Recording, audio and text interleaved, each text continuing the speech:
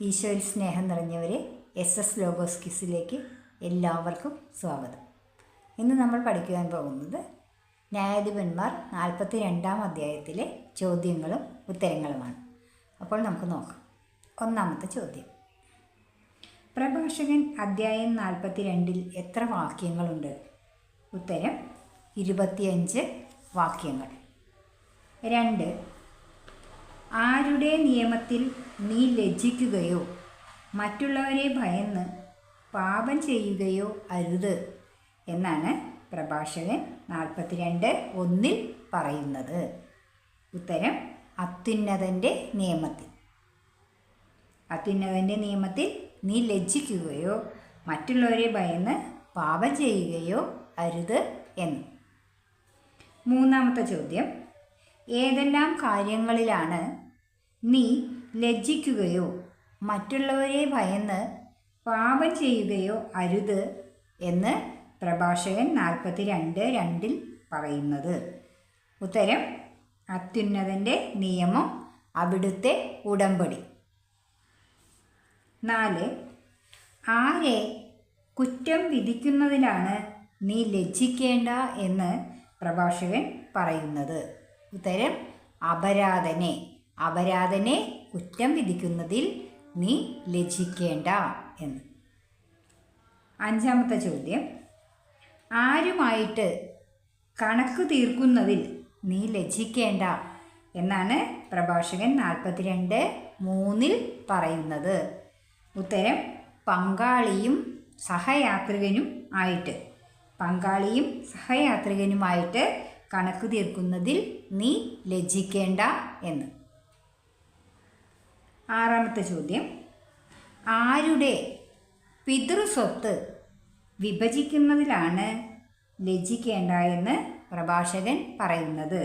ഉത്തരം സ്നേഹിതരുടെ പിതൃസ്വത്ത് വിഭജിക്കുന്നതിൽ നീ ലജ്ജിക്കേണ്ട. 7. സ്നേഹിതരുടെ എന്ത് വിഭജിക്കുന്നതിൽ നീ ലജ്ജിക്കേണ്ട എന്നാണ് പ്രഭാഷകൻ 42:3 പറയുന്നത്? ഉത്തരം സ്നേഹിതരുടെ പിതൃസ്വത്ത് വിഭജിക്കുന്നതിൽ നീ ലജ്ജിക്കേണ്ട എന്ന്.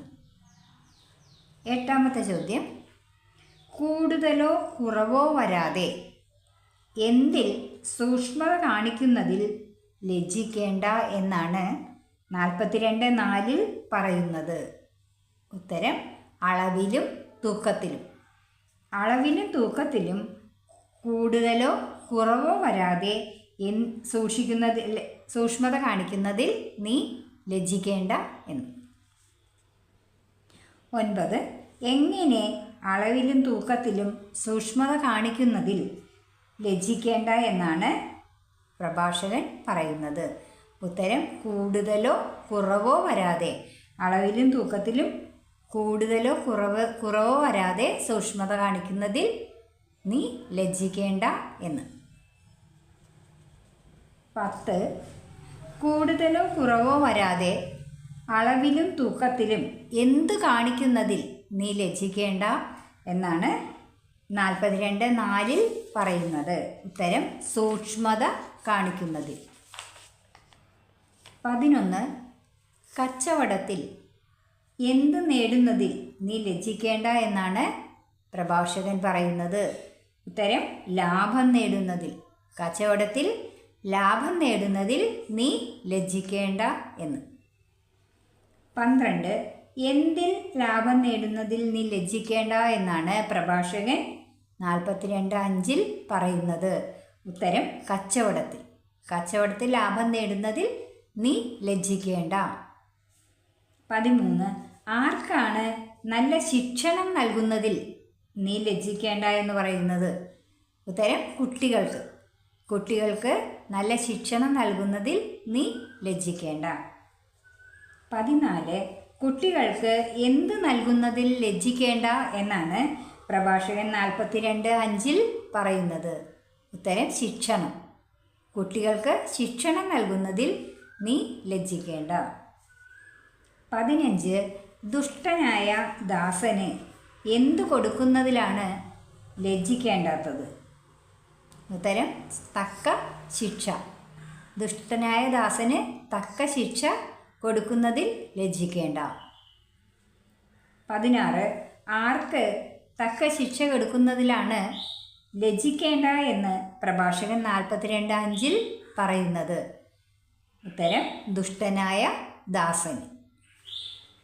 17. ആരെയാണ് നിലയ്ക്ക് നിർത്തുന്നത് നന്ന് എന്ന് പ്രഭാഷകൻ 42:6 പറയുന്നത്? ഉത്തരം അവിശ്വസ്തയായ ഭാര്യയെ. 18. അവിശ്വസ്തയായ ഭാര്യയെ എന്ത് ചെയ്യുന്നത് നന്ന് എന്നാണ് പ്രഭാഷകൻ 42:6 പറയുന്നത്? ഉത്തരം നിലയ്ക്ക് നിർത്തുന്നത്.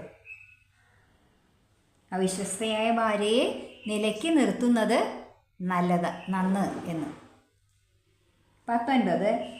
അനേകർ ഉള്ളിടത്ത് സാധനങ്ങൾ എങ്ങനെ സൂക്ഷിക്കുന്നതാണ് നല്ലത് എന്നാണ് പ്രഭാഷകൻ 42:6 പറയുന്നത്? ഉത്തരം പൂട്ടി സൂക്ഷിക്കുന്നത്. 20. എവിടെ സാധനങ്ങൾ പൂട്ടി സൂക്ഷിക്കുന്നതാണ് നന്ന് എന്നാണ് പ്രഭാഷകൻ പറയുന്നത്? ഉത്തരം അനേകർ ഉള്ളിടത്ത്. 21. 42:7 പ്രകാരം എന്തിലാണ് കണക്ക് വയ്ക്കണം എന്ന് പ്രഭാഷകൻ പറയുന്നത്? ഉത്തരം എല്ലാ ഇടപാടുകളിലും കണക്ക് വയ്ക്കണം എന്ന്. 22. എല്ലാ ഇടപാടുകളിലും എന്ത് വയ്ക്കണം എന്നാണ് പ്രഭാഷകൻ 42:7 പറയുന്നത്? ഉത്തരം കണക്ക്. എല്ലാ ഇടപാടുകളിലും കണക്ക് വയ്ക്കണം എന്ന്. 23. 42:7 പ്രകാരം ക്രയവിക്രയങ്ങളിൽ എന്താണ് സൂക്ഷിക്കേണ്ടത്? ഉത്തരം രേഖ. ക്രയവിക്രയങ്ങളിൽ രേഖ സൂക്ഷിക്കണം. 24. എന്തിൽ രേഖ സൂക്ഷിക്കണമെന്നാണ് പ്രഭാഷകൻ പറയുന്നത്? ഉത്തരം ക്രയവിക്രയങ്ങളിൽ. 25. ആരെയെല്ലാം ഉപദേശിക്കുന്നതിൽ ലജ്ജിക്കേണ്ട എന്നാണ് പ്രഭാഷകൻ 42:8 പറയുന്നത്? ഉത്തരം അജ്ഞനെയോ വിഡ്ഢിയെയോ ചെറുപ്പക്കാരുമായി ശണ്ട കൂടുന്ന വൃദ്ധനെയോ ഉപദേശിക്കുന്നതിൽ നീ ലജ്ജിക്കേണ്ട എന്ന്. 26. എങ്ങനെയുള്ള വൃദ്ധനെ ഉപദേശിക്കുന്നതിൽ നീ ലജ്ജിക്കേണ്ട എന്നാണ് പ്രഭാഷകൻ പറയുന്നത്? ഉത്തരം ചെറുപ്പക്കാരുമായി ശണ്ട കൂടുന്ന വൃദ്ധനെ. 27. അപ്പോൾ നീ അറിവുള്ളവനാണെന്ന് വ്യക്തമാവുകയും എല്ലാവരും നിന്നെ അംഗീകരിക്കുകയും ചെയ്യും. എപ്പോൾ? ഉത്തരം അജ്ഞനെയോ വിഡ്ഢിയെയോ ചെറുപ്പക്കാരുമായി ശണ്ട കൂടുന്ന വൃദ്ധനെയോ ഉപദേശിക്കുന്നതിൽ ലജ്ജ കാണിക്കാതിരിക്കുമ്പോൾ. 28. പ്രഭാഷകൻ 42-ാം അധ്യായത്തിലെ ആദ്യ ശീർഷകം ഏതാണ്? ഉത്തരം മകളെക്കുറിച്ച് ആകുലത.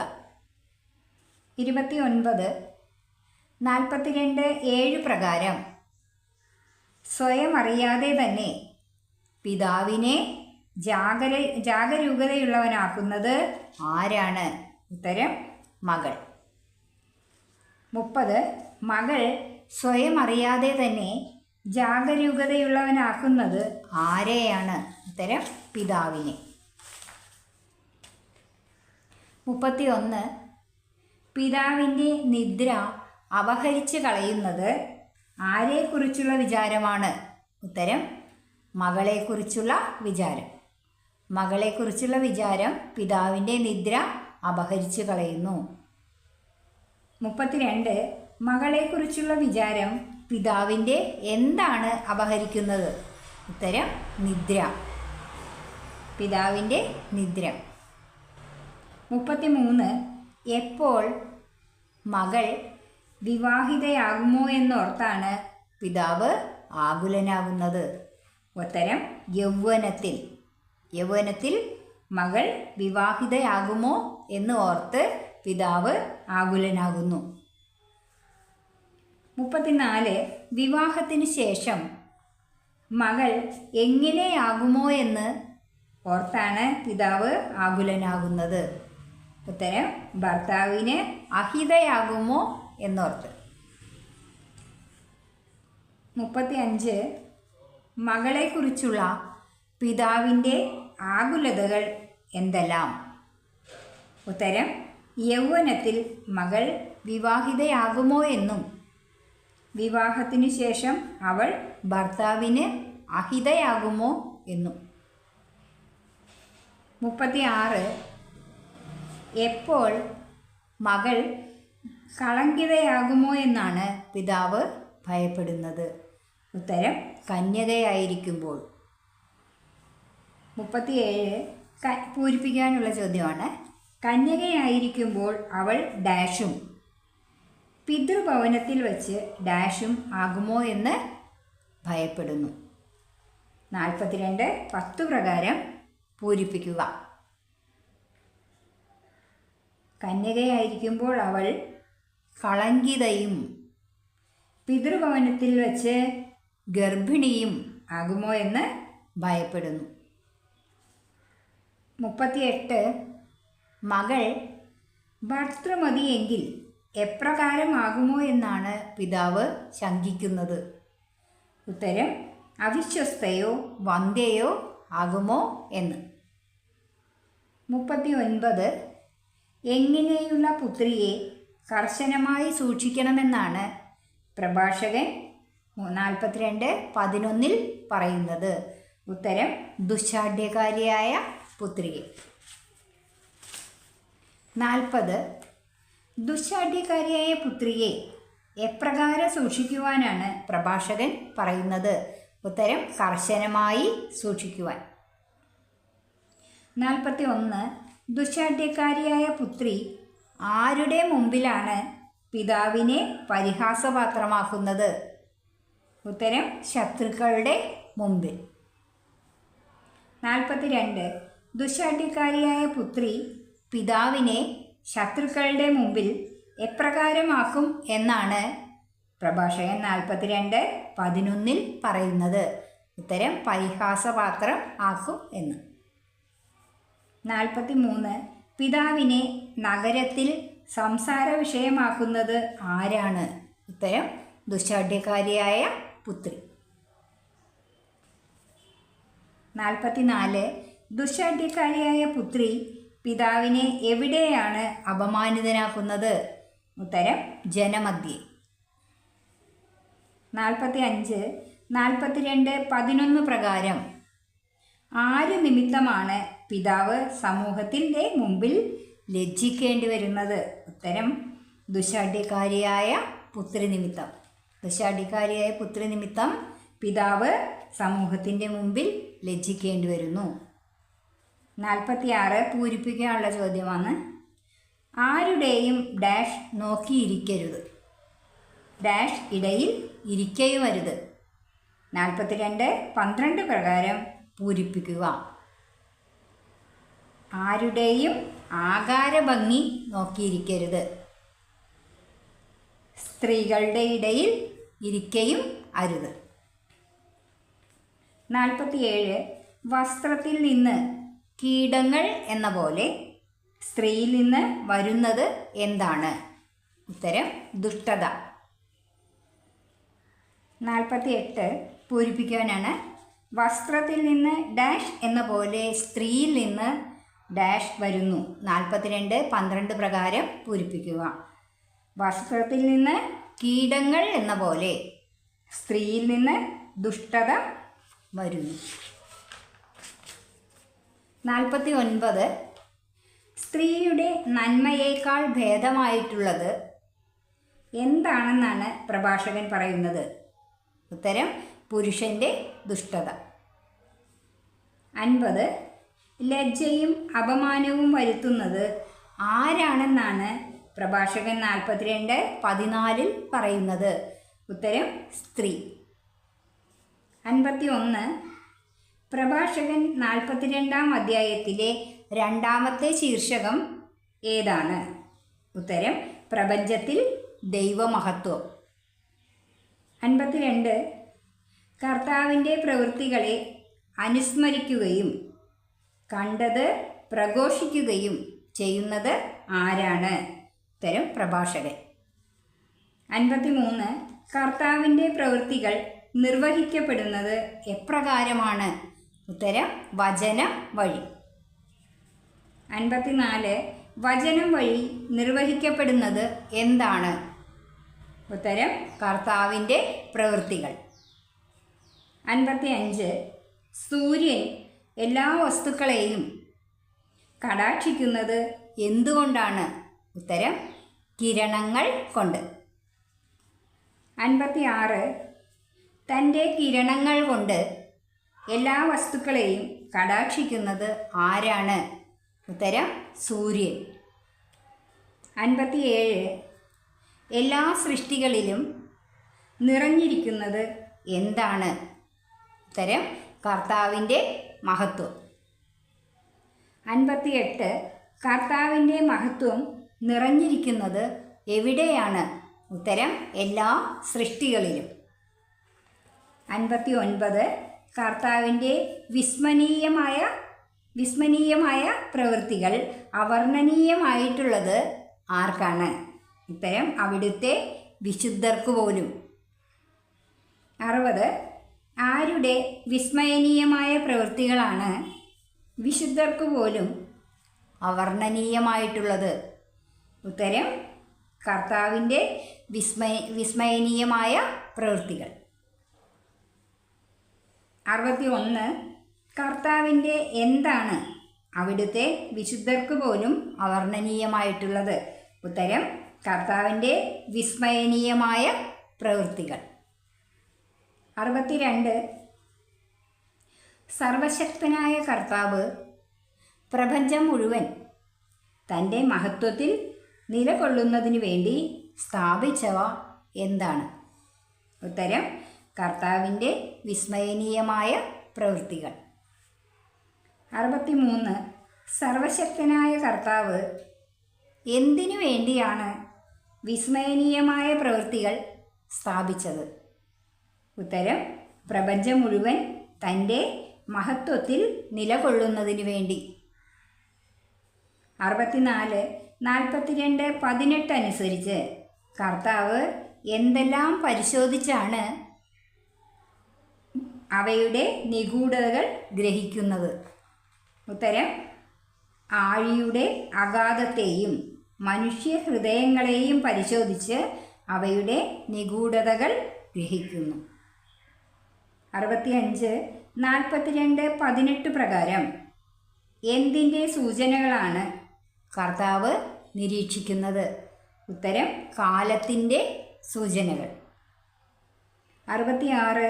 42:19 പ്രകാരം എന്തെല്ലാമാണ് കർത്താവ് പ്രഖ്യാപിക്കുന്നത്?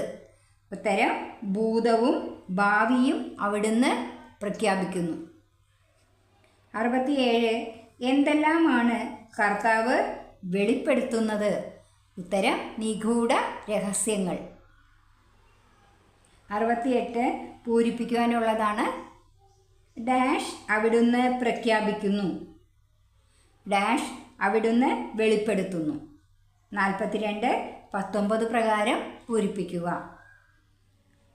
ഉത്തരം ഭൂതവും ഭാവിയും അവിടുന്ന് പ്രഖ്യാപിക്കുന്നു, നിഗൂഢ രഹസ്യങ്ങൾ അവിടുന്ന് വെളിപ്പെടുത്തുന്നു. 69 ഡാഷ് അവിടുത്തേക്ക് അജ്ഞാതമല്ല, ഡാഷ് കർത്താവിന് മറഞ്ഞിരിക്കുന്നില്ല. 42:20 അനുസരിച്ച് പൂരിപ്പിക്കുക.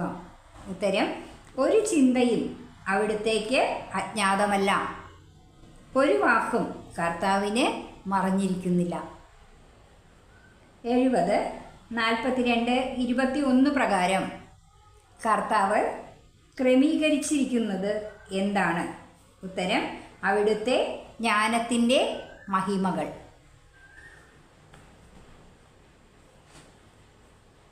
71 അനാദി മുതൽ അനന്തത വരെ സ്ഥിതി ചെയ്യുന്നത് ആരാണ്?